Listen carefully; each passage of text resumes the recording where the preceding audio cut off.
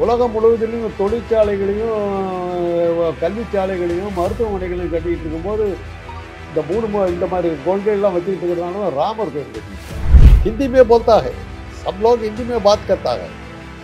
हिंदी अकेले हिंदी फिर कोई और भाषा नहीं चलता. நீ மும்மொழி கொள்கை ஆதரிக்கிறீங்க. திமுக பயந்துருச்சு. ரைட் திமுக பயந்து நட்டிக்கு போய் ஸ்டாலின் ஓடிவிட்டார். பெருசா போராட்டம் பண்ணா ரைடு வந்துட்டு பயப்படுறாங்களோ. ஆமா ஆமா ஸ்டாலின் ஓடிவிட்டார். ஒன்றிய அரசுக்கு என்ன வருமானம் இருக்குது? மாநிலத்தில் தான் வந்து நிற்கிறாங்க. மாநிலம் கொடுக்குற பிச்சை தான் நீ நடத்துறது. நீ யார் என்ன கொடுக்குற? சன்சன் ஸ்கூல்ல அது ஹிந்தி கற்றுக் கொடுக்குறாங்க. ஹிந்தி மாத்திரமே கற்றுக் கொடுக்குறாங்க. வேறு எதுவுமே கற்றுக் கொடுக்குறாங்க. பானிபூரி தான் சோறு போடுறாங்க. மத்தியானத்தில் பானிபூரி தான் சோறு போடுறாங்க அந்த ஸ்கூலில். உதயநிதி அன்னைக்கே ஹிந்தி கற்றுக்க ஆரம்பிச்சிட்டார். கற்றுட்டாரா? ஆமாம், உதயநிதி வீட்டில் ஹிந்தி தானே பேசுகிறாங்க. எந்த நாட்டு வகையில் இருக்கிறானோ அந்த நாட்டு மக்களுடைய தாய்மொழியில் தான் அவர்கள் படிக்க வேணும்னு சொல்கிறவங்க தான் மக்களுக்காக இருக்கிறோம். அவ்வளோதான் அது. வணக்கம், நல்லா இருக்கீங்களா சார்? இப்போ தமிழகத்தில் வந்து மொழி பிரச்சனை விஸ்வரூபம் எடுத்து போயிட்டுருக்கு. ஏன் மாநில அரசு வந்து நம்ம மத்திய அரசு திட்டங்களை ஆதரிக்க மாட்டாங்க? ஏன் எதிர்ப்பு தெரிவிச்சுட்டு வராங்க? இப்போ நீங்கள் ஆதரிக்கிறீங்களா? இல்லை கேட்குறேன். திரும்ப தமிழ் மக்கள் எதுக்குறாங்கன்றதை பார்த்தாக்கா நீங்கள் என்னமோ வேறு நாட்டிலேருந்து வந்த மாதிரி பேசுகிறீங்களா? இல்லை, திமுக அரசு வந்து மத்தியில் கொண்டு வர எல்லா திட்டங்களையும் மொழியில் வந்து அரசியல் பண்ணுறாங்களோ? மொழின்னு வந்தாவே அரசியல் தாங்க. ஃப்ரான்ஸுன்னு இருக்குது. அதுக்கு ஏன் ஃப்ரான்ஸுன்னு வருது? ஃப்ரெஞ்சு மொழி பேசுகிறதுனால ஃப்ரான்ஸ். ஜெர்மன்றாங்க. ஜெர்மனி பேசுறதுனால ஜெர்மன். தமிழ்நாடுங்கிறோம். தமிழ் பேசுகிறதுனால தமிழ்நாடு. ஆந்திராங்கிறோம். தெலுங்கு பேசுகிறோம் ஆந்திராங்கிறோம். கர்நாடகாங்கிறோம். மலையாளங்கிறோம். அந்த மொழி பேசுகிறதுனால அந்த ஊரை சேர்ந்தவங்கன்னு வருது.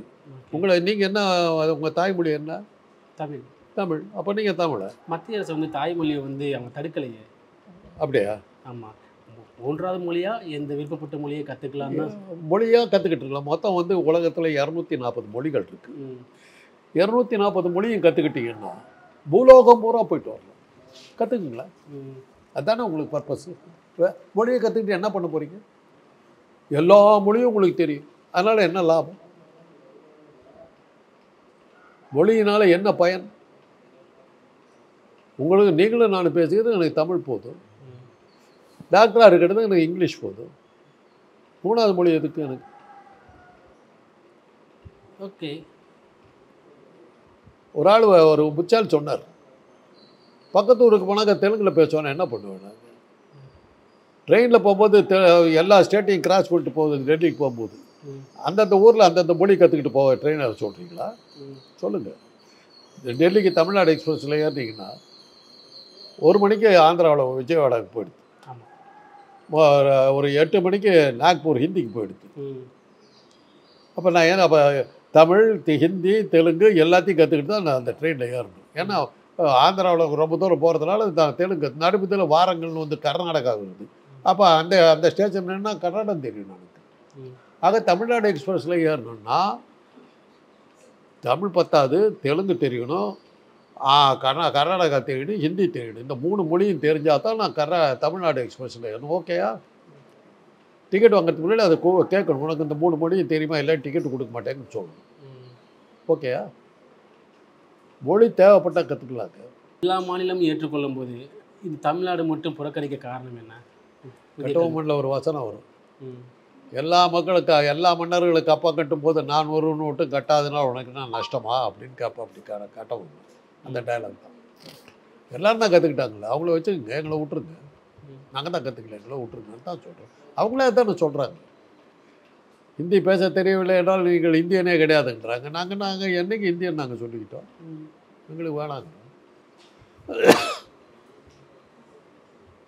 உழைப்புக்கு உபயோகப்படலைன்னா அந்த மொழியை அழிஞ்சிருங்கிறதுக்கு, அந்த மொழியை பயன்படுத்த மாட்டாங்கிறதுக்கு உதாரணமே நம்ம மோடி தான். அவருடைய தாய்மொழி என்ன? அவருடைய தாய்மொழி குஜராத்தி. அவருடைய சொந்த மாநிலம் எது? அதுவும் குஜராத் தான். அவர் தேர்தலில் எந்த ஊரில் நிற்கிறாரு? வாரணாசி. அது எந்த மாநிலத்தில் இருக்குது? ஊபியில். அது ஹிந்தி பேசுகிற மாநிலம். என்னைக்காவது மோடி குஜராத்தியில் பேசி கேட்டிருக்கீங்களா? அவர் என்னைக்காவது தேர்தலில் வந்து முதலமைச்சர் எங்கே வேணால் எப்படி வேணால் எந்த லாங்குவேஜ் வேணால் பேசலாம். ஆக முதல்ல அவர் கைவிட்டது தன்னுடைய சொந்த தாய்மொழியை கைவிட்டார். உபயோகம் இல்லை, அதுதான் ஆகும். என்னுடைய மொழியை அழிக்கிறதுக்கு நீ 3வது மொழி. ஓகே, மத்திய அரசு எதுக்கு மொழியில வந்து அரசியல் இது பண்ணுறாங்களா இல்லை இந்த திமுக வந்து அரசியல் பண்ணுதா மொழியில? மொழியை இப்போ அதை படிக்கலைன்னா காசு கொடுக்க மாட்டேன்னு சொல்லுது மத்திய அரசு, ஒன்றிய தமிழ்நாடு அரசா? யார் அரசியல் பண்ணுறது? இந்த பிஎம்ஸ்டி பள்ளிகளுக்கு அந்த நிதி எனக்கு தேவைப்பட்டால் கற்றுக்கோங்க. ஹிந்தியை படிச்சுக்கிட்டு என்ன பண்ண சொல்கிறீங்க சொல்லுங்கள். அவர் ஹிந்தியை படிக்கணும்னு சொல்லவே இல்லை. ஆ, இந்தியாவுக்கு அங்கீகரிக்கப்பட்ட மொழியில் எது வேணும் எக்ஸ்ட்ரா ஒரு மொழியை உத்தரப்பிரதேசத்தில் சொல்லி தர்றாங்களா 3 மொழி? இதனால தமிழ் போய் மற்ற மாநிலத்தை எடுத்து படிக்க ஒரு வாய்ப்பாக இருக்கும்ல. இப்போ நம்ம வேற அவன் வந்து படிச்சுட்டு போகிறேன். இப்போ என் வீட்டில் நான் குடியிருக்கிற இதில் வந்து நேபாளி தான் கூர்காவாக இருக்கா. அப்படி அவர் வந்து ஒரு பொண்ணை கல்யாணம் பண்ணிட்டு விட்டார், நேபாள் பொண்ணை. அந்த பொண்ணுக்கு நேபாளி தெரியுது, ஹிந்தி கூட தெரியல, தமிழ் கற்றுக்குது. தேவைப்பட்ட இந்த இடத்துல பொழப்பு நடந்தால் தமிழ் கற்றுக்குது, நேபாளி தெரியும். அதுக்கு நடுவிதில் வந்து ஹிந்தி கற்றுக்கல, இங்கே பொழப்பு நடத்துக்கு தமிழ் கற்றுக்குது. நான் நேபாள் போகிறேன்னு வச்சுங்க, அங்கே நான் நேபாள் கற்றுக்குவேன். என்னுடைய சொந்த வாழ்க்கையில் எவ்வளோ அனுபவம் இருக்குது. நான் வந்து தென் அமெரிக்காவில் இருக்கிற பெருங்கிற நாட்டில் இருந்தேன், 1 மாதம் இருந்தேன். ஸ்பானிஷ், ஒரு வார்த்தை இங்கிலீஷ் பேச மாட்டாங்க. என்ன பண்ண முடியும்? குடிக்கிறது தண்ணி வேணும்னா கூட நான் ஸ்பானிஷில் தான் கேட்டாகும். வாட்டர்னாக்கா ஆமாம். ஒரு 10 நாள் நான் தமிழில் தான் பேசிக்கிட்டு இருந்தேன். தண்ணி வேணும்னு கேட்பேன். ஏன்னா அவனுக்கு இங்கிலீஷும் தெரியாது, ஒன்றும் தெரியாது. எனக்கு ஸ்பானிஷ் தெரியாது. எந்த மொழியில் பேசினேன்னா தண்ணி வேணும். அப்புறம் சைகை தான். ஓ ஓகே, என்ன எவ்வளோ வேலை, இப்படி கையில் தான் அப்படின்னா அவங்க சொல்லுவாங்க, எழுதி காட்டுவாங்க, இது பண்ணி 10 நாள் அது மாதிரி. அப்புறம் கொஞ்சம் கொஞ்சமாக கற்றுக்கிட்டு அடிப்படையாக சாப்பிட்றதுக்கு எனக்கு சாப்பாடு வேணும், எனக்கு பசிக்குது, எனக்கு காஃபி வேணும், எந்த பஸ்ஸில் ஏறி போகணும், எப்படி போகணும், இது மாதிரி சில விஷயங்கள்லாம் கற்றுக்கிட்டேன். என்னுடைய 40வது வயசில் நான் அந்த ஊருக்கு நான் போனேன். நான் பள்ளிக்கூடத்தில் 1ஆம் கிளாஸ் படிக்கும்போது நான் 40வது வயசில் பெரு நாட்டுக்கு போக வேண்டியிருக்கும், ஸ்பானிஷ் தெரிஞ்சிருக்கணும்னு சொல்லி எனக்கு கற்றுக் கொடுப்பீங்களா? மும்மொழி கொள்கை அதுதான். மூளையினுடைய கிரகிக்கும் சக்தின்னு ஒன்று இருக்குதுங்க. இவ்வளோ செய்திகளை தான் அது வந்து ஸ்டோர் பண்ணி வச்சுக்க முடியும், சேமித்து வச்சுக்க முடியும். மொழியாக போட்டு திணிச்சிங்கன்னா அறிவியல் எப்படி வரும்? அதனால தாங்க உலகம் முழுவதிலையும் தொழிற்சாலைகளையும் கல்விச்சாலைகளையும் மருத்துவமனைகளையும் கட்டிக்கிட்டு இருக்கும்போது இந்த மாதிரி கொள்கையெல்லாம் வச்சுக்கிட்டு இருக்கிறதுனால தான் ராமர் கோயில் கட்டிக்கிட்டு இருக்காங்க. 3000 கோடி ரூபாயை செலவு பண்ணி சிலை வைக்கிறான். எங்கே போய்ட்டு இந்த சிலையால் என்ன லாபம்? 3000 கோடி ரூபாய் அநியாயமாக கொண்டு போய் குப்பையில் கொட்ட மாதிரி கொண்டு. என்ன சொன்னீங்க? அப்படியே சுற்றுலா வந்து அப்படியே பெச்சிக்கிட்டு வந்துடும் ஒரு ஒருத்தர். இன்றைக்கு வரலாம் அந்த காசை எடுக்க முடியல. சுற்றுலாவில் வந்து எவனுக்கு பட்டேல் சிலை பார்க்கறதுக்கு ஈக்காக்கா வர்றது.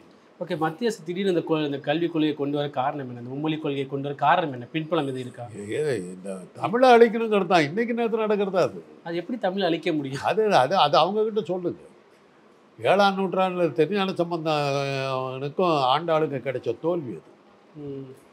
1300 ஆண்டுகளாக நடக்கிற போராட்டம் நடக்கல. இவன் தான் நாசமாக போயிருக்கிறான். இந்த சனாதனத்தை கொண்டு வர பார்த்தான். ஓகே, இது கொள்கை ஏற்றுக்காமல் இருந்தால் நிதி தர மாட்டேன்னு சொல்கிறாங்க. இது ஒரு மிரட்டல் தோனியாக இருக்குமா? வேண்டியதில்லைன்ட்டார். ஒரு பள்ளிக்கூடத்து பொண்ணு தமிழக முதலமைச்சருக்கு 10,000 ரூபா அனுப்புது. ஒன்றிய அரசுக்கு ஏன் காசு கேட்குறீங்க? எங்கள் மாதிரி நிறைய பேர் சேர்த்து வச்சுருக்கேன், நாங்கள் அனுப்புகிறோன்றாங்க. அதாங்க மக்கள் உணர்வு. அதுதான் மக்கள் உணர்வு. நீ ஒன்றும் எனக்கு கொடுக்க வேண்டியதில்லை. என் காசை எடுத்துகிட்டு போய் ஒன்றிய அரசுக்குன்னு என்ன வருமானம் இருக்குது? மாநிலத்தை தான் வந்து நிற்கிறாங்க. மாநிலம் கொடுக்குற பிச்சை தான் நீ நடத்துறது. நீ யார் என்ன கொடுக்குறேங்கிறது? பட்ஜெட்டில் தமிழ்நாடுங்கிற பேரே இல்லை. யாருக்காக கேட்டிங்களா? இன்றைக்கி வரலாம் இந்த இவ்வளவு கேள்வி கண்டதெல்லாம் கேட்டுக்கிட்டு இருக்கீங்களே. தமிழ்நாடுங்கிற பேரே பட்ஜெட்டில் இல்லையே. அதை எப்படி நினைக்கிறீங்க? உங்கள் உணர்வு வரலையே. இப்போ பள்ளி கல்வி துறைகளுக்கு வர ஃபண்டை தரமாட்டான்னு சொல்கிறாங்க. அது என்ன மாதிரி ஃபண்டு? பிஎம்ஸ்டிக்குரிய ஃபண்டா இல்லை நார்மலாக வரக்கூடிய எஜுகேஷனுக்கு வர ஃபண்டு? எஜுகேஷனுக்கு வர்ற ஃபண்டுங்க. அதை கொடுக்க வேண்டிய கட்டாயம் அவருக்கு இருக்குது. அதை கொடுக்க முடியாதுன்னு சொல்கிறதுக்கு எங்கேயும் சட்டம் கிடையாது. மும்மொழி கொள்கைங்கிறது வந்து இந்திய அரசியல் சட்டத்தில் இல்லை. ஆனால் தர்மேந்திர தேசிய மொழிங்கிறது எப்படி வந்து தெரியுங்களா உங்களுக்கு? அந்த அடிப்படையே தெரியாது. ஆனால் ஒரு வகையில் இந்த மாதிரி இந்த மாதிரி ஆட்கள்லாம் அந்த மாதிரி ஏதோ திணிக்கிறேன்னு சொன்னதுனால தான் இந்திரா காந்தி நான் எங்களுடைய போராட்டம் இன்றைக்கி எங்களுடைய போராட்டத்தினுடைய இது தெரியுது, தேவை என்னங்கிறது தெரியுது. நாங்கள் போராடி இந்த இந்தியா அன்றைக்கி வரவிடாமல் தடுத்துட்டோம். 65ஆம் வருஷத்தை நிறுத்திட்டோம்.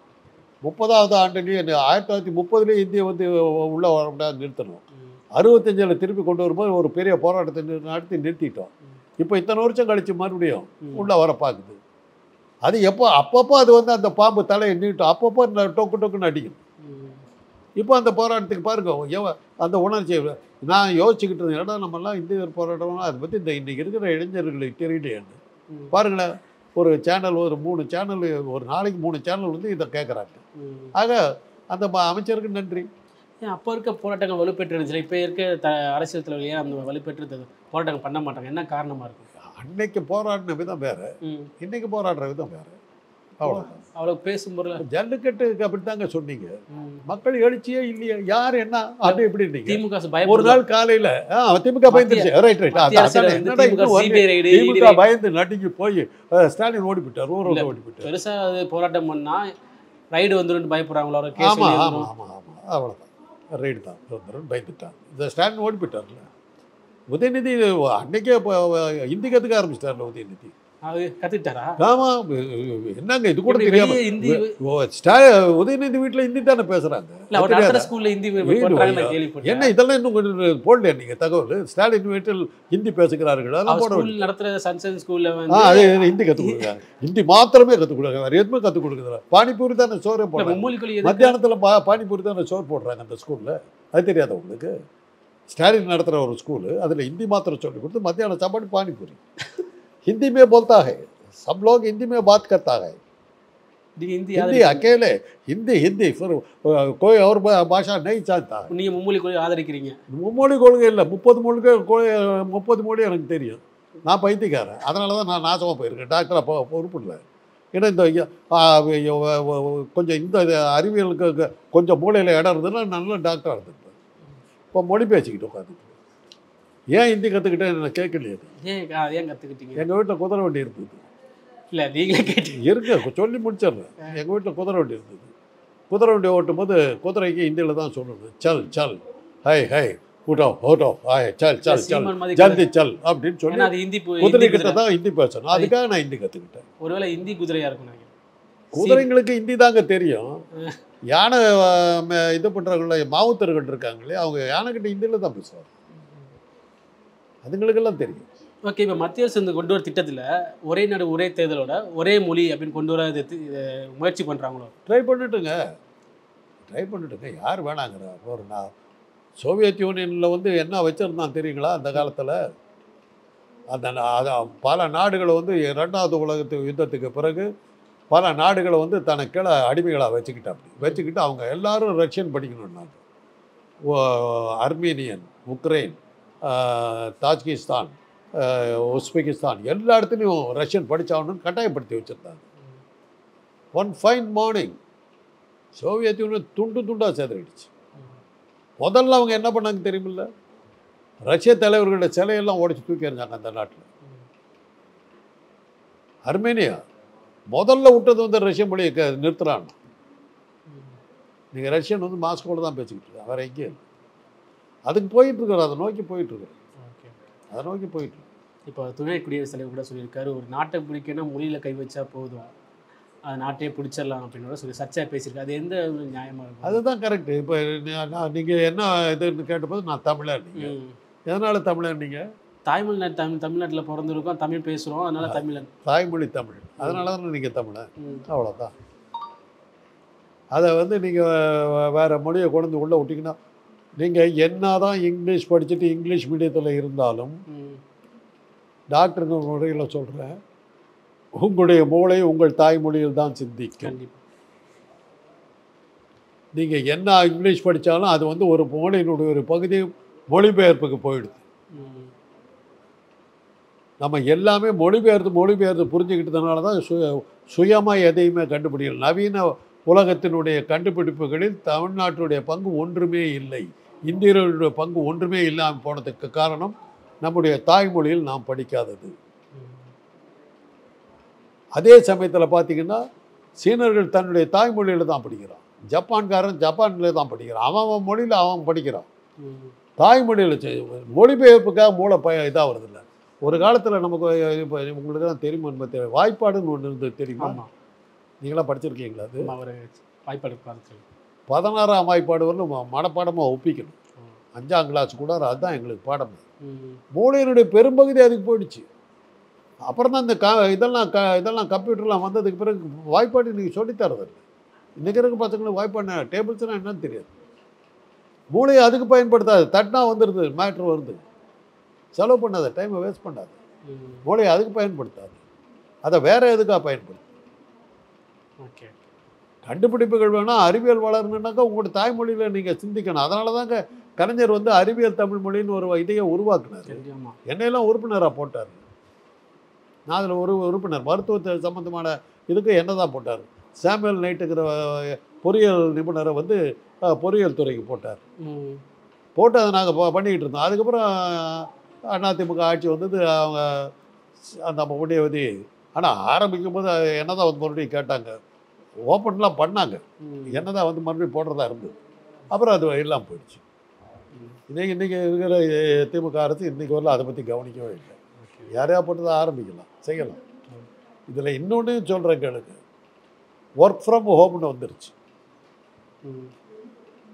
என்னுடைய பக்கத்து வீட்டில் இருக்கவங்கெல்லாம், பக்கத்து ஃப்ளாட்டில் இருக்கவங்கெல்லாம் ஒருத்தர் வந்து அமெரிக்காவில் வேலை பார்க்குறாரு, இன்னொருத்தர் வந்து ஹைதராபாத்லேயே எங்கே பார்க்குறாரு. வீட்டுக்குள்ளார உட்காந்துக்கிட்டு அங்கேருந்து வர்றதெல்லாம் வீட்லேயே தேட்டிக்கிட்டு இருக்கிறாங்க. இதில் மொழி எங்கே வருது? ஹைதராபாத்தில் போய் எப்படி வேலை பார்க்குறது தெலுங்கு கற்றுக்கணும்னு சொல்லுவீங்களா? தேவை என்னது? வீட்டில் எந்த மொழி வேணுமோ வீட்டில் உட்காந்துட்டு இருக்காரு. அவன் என்ன மொழியில் அனுப்பா அதை இது பண்ண போகிறோம். எதுக்கு மொழியை கற்றுக்கிட்டு இருக்கு? எங்கே இருக்கிறீங்க நீங்கள்? ராமர் கோயில் கட்டினா இப்படி தான் இருக்கும். மரம் ஒரு தெரிஞ்சுக்கிட்டு அம்பை எடுத்துக்கிட்டு போயிட்டுருக்கு. அவன் ராக்கெட்டும் இது மிசைல்ஸும் விட்டுக்கிட்டு இருக்கும்போது ராமர் கோயில் கட்டிக்கிட்டு பின்னாடி போயிட்டு இருக்குது. எந்த நாட்டு வகையில் இருக்கிறானோ அந்த நாட்டு மக்களுடைய தாய்மொழியில் தான் அவர்கள் படிக்க வேணும்னு சொல்கிறவன் தான் மக்களுக்காக இருக்கிறோம். அவ்வளோதான். அது சிம்பிள். அது எந்த கட்சியாக இருந்தாலும் தான். இவ்வளோ நேரம் உங்கள் பொண்ணான நேரத்தை எங்களுக்காண்டி ஒதுக்குனதுக்கு ரொம்ப நன்றி சார்.